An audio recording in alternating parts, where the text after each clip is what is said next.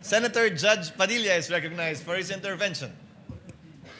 Pwede po bang magtanong You have 2 ulit? minutes, sir. Yes, of course, sir. Apo. Kanina po nabanggit kanina ng isang senador na meron pong 2 kaso sa panahon ni Pangulong Rodrigo Roa Duterte na inimbestigahan niyo po, isang 150 million, tsaka ano po yung isa? Ang naalala ko, Your Honor, yung kay Mas yata, yung sa... Hindi ho ako may hawak noon, Your Honor, hindi ho ang Cybercrime Division. I think ibang unit ang nanghuli, although ang Cybercrime Division yata yung nag-file. Pero hindi ho ako may hawak. Hindi po panahon niyo. Pero ano po nangyari doon? Na-dismiss po ba yun? Ang alam ko na-dismiss yata, sir. Nagsagawa din po ba sila ng masusing investigasyon? Hindi ko po masasagot, hindi ho ako nag-imbestiga, Your Honor. Wala po kayong nabalitaan kung gumawa din sila ng masusing investigasyon? Again, Your Honor, kung ibang unit ho ang nagsagawa noon, wala po akong personal knowledge.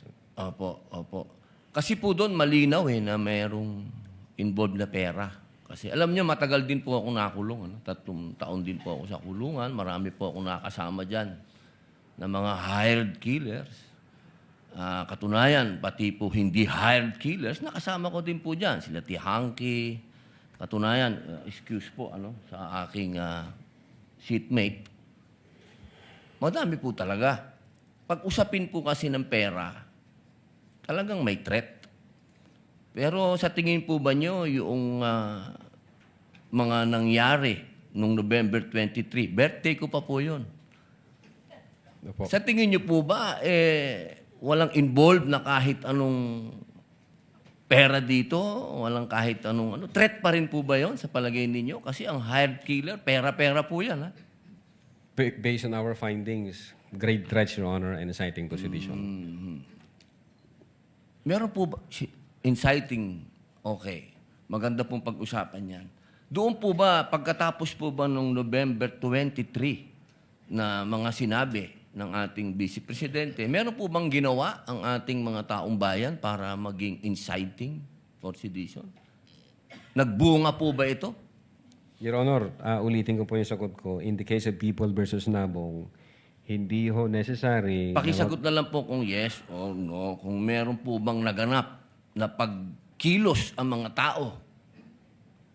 Insofar as yung Seditious Act, wala kaming nakita, sir. Wala po, opo. Meron pa pong isang tanong. Doon po ba sa mga naganap na maraming protesta, merong Trillion March, merong kung ano-anong march, nakita niyo po ba doon ang Vice Presidente? Yes or no lang po? Saan pong protesta, Your Sa Honor? lahat po ng protesta na ganap, Dilawan, Tinklawan, Duterte, ano man po. But wala akong personal knowledge, sir. Yes or no lang po, nakita niyo po ba doon? Si Vice Presidente, nagsalita po ba siya? Nagbigay po ba siya ng panahon dyan sa mga yan? Insofar as I'm concerned, wala akong nakita, sir. Wala pong nakita. O lang po, maraming salamat po. Thank you, Senator Judge Padilla. Attorney Lutok, you are excused, and the court thanks you for your time and cooperation with this impeachment court. Thank you very sir. much, Your Honor. May I ask, good that the Honorable Defensor is standing up. Tomorrow, the subpoena for Attorney Lopez is only for today and tomorrow. The subpoena thus far, yesterday rather, and today. The subpoena for Captain Bello is for, no subpoena, but she is scheduled to testify tomorrow. So what is your pleasure, Honorable Defensor?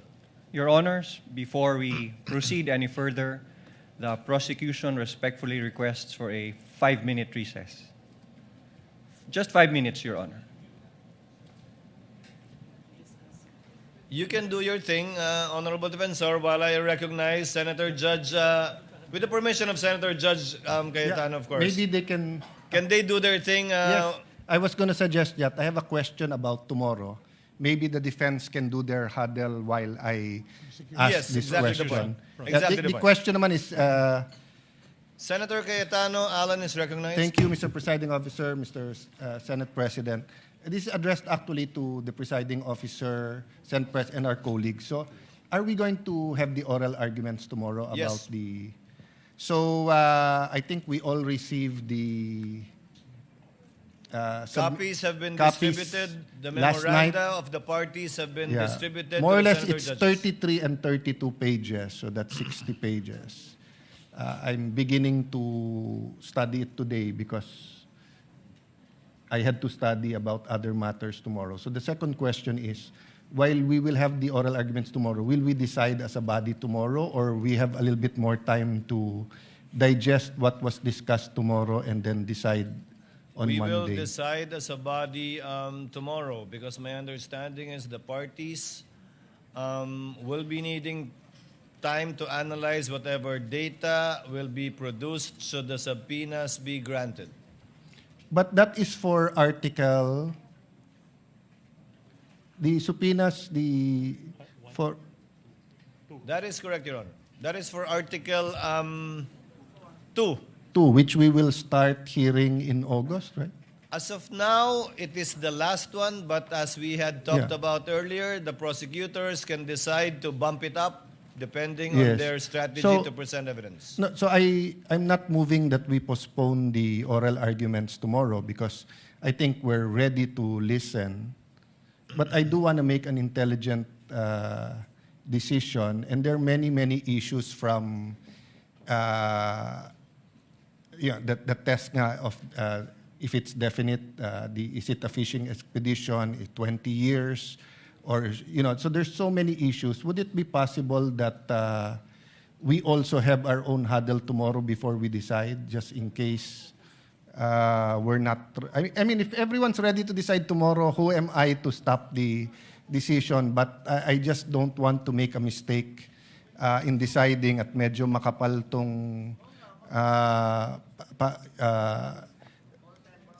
assuming we read it once tonight, maybe once tomorrow. The presiding officer yields to the Senate President with respect to the calling of a caucus tomorrow and what time. Para siya magpakain, hindi ako. Yeah. Well, let me leave it to the presiding officer and Senate President. My proposal is after the oral arguments and after all the senator judges have asked their questions, just so that we have one more night or one weekend to go through it and to... If we're not going to vote on it and we have a consensus, then no problem. And there's a precedent because we did this during the time of the late Senate President Enrile when it came to issues that were of utmost importance that could decide the impeachment trial results one way or the other. But that do have implications in terms of precedents, especially ito pinag-uusapan natin AMLA at saka BIR. The Mr. Senate President is recognized to respond.